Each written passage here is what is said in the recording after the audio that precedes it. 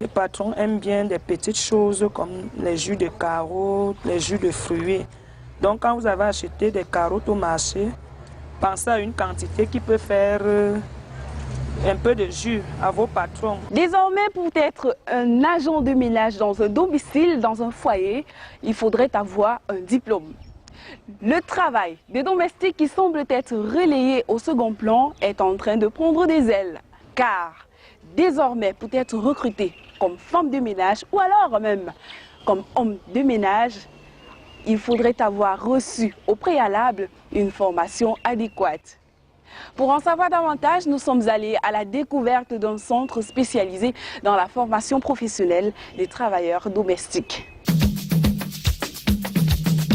Dites-nous d'où vous êtes venue cette idée de création d'un centre spécialisé dans la formation professionnelle des agents domestiques. Un jour, après l'un des discours prononcés par le président de la République, qui encourageait les jeunes à créer, à oser, à innover. Je dis, mais tiens, moi aussi, je suis interpellée, je peux faire comme le président dit, de créer, d'innover. Moi, j'innove donc dans le secteur de l'emploi domestique en créant un centre de formation des travailleurs domestiques.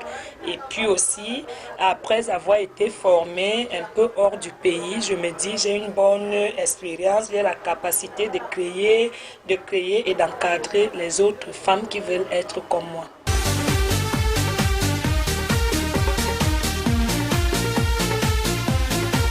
Ici, dans notre centre de formation, nous avons 6 filières. Le ménage complet et le rangement dans la maison, la lessive et le repassage, la garde des enfants, la garde des personnes âgées, la gouvernance de maison et la cuisine et l'art de la table. Ce sont les 6 filières de notre centre de formation. Claudine, dites-nous, est-ce que ça se passe comme ça chaque jour, la lessive chaque matin? Oui, comme ici c'est un centre de formation, chaque matin, lorsque les apprenantes arrivent, on doit gérer le linge, on doit gérer le ménage, le repassage, la cuisine, le service, l'accompagnement des enfants. Donc ici dans notre centre, c'est presque ce qui se passe dans les familles. Commencez, allez-y. Tu plonges la bille, tu tiens par le col. Ici, nous allons apprendre à utiliser la cocotte minute. C'est une marmite toute comme les autres dans la maison, mais elle est particulière en ce sens que elle cause beaucoup de dégâts. Les brûlures, par exemple, tout à l'heure, on parlait des brûlures que les femmes de ménage peuvent avoir au cours de leur métier. Il y a aussi que lorsque la marmite est mal fermée, avec la pression de la chaleur, le couvercle peut sauter et aller casser soit le plafond, causer beaucoup de dégâts dans la maison. Vous allez vous retrouver avec les morceaux de viande qui s'envolent partout dans la maison. Donc, nous allons faire la fermeture de la cocotte minute. Nous sommes donc en cuisine et à côté de moi, j'ai une apprenante à qui je me tourne directement. Bonjour. Bonjour madame. Dites-nous, qu'est-ce qui vous a motivé, qu'est-ce qui vous a poussé à vous inscrire à suivre cette formation de travailleurs domestiques? Bon, ce qui m'a motivé à venir suivre cette formation, pourquoi? Parce que bon, j'aime d'abord faire la cuisine, oui, je l'aime bien. J'aime aussi faire le ménage à la maison et tout. Donc, c'est ça qui m'a motivé de venir suivre cette formation. C'est un métier comme tous les autres, c'est un métier comme la coiffure, comme la couture, oui, c'est ça qui m'a motivée. Ici, dans notre centre, nous apprenons aux femmes de ménage à bien laver le sol. Non seulement de le laver, mais aussi de le désinfecter.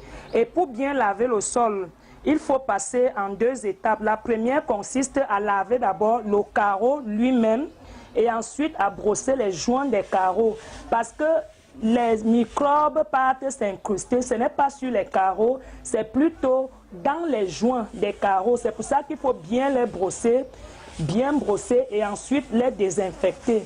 Lorsqu'on fait la table, on ne commence pas par mettre les assiettes sur la table. On commence habituellement d'abord par le couvert. Le couvert ici, c'est l'ensemble cuillère, couteau et fourchette.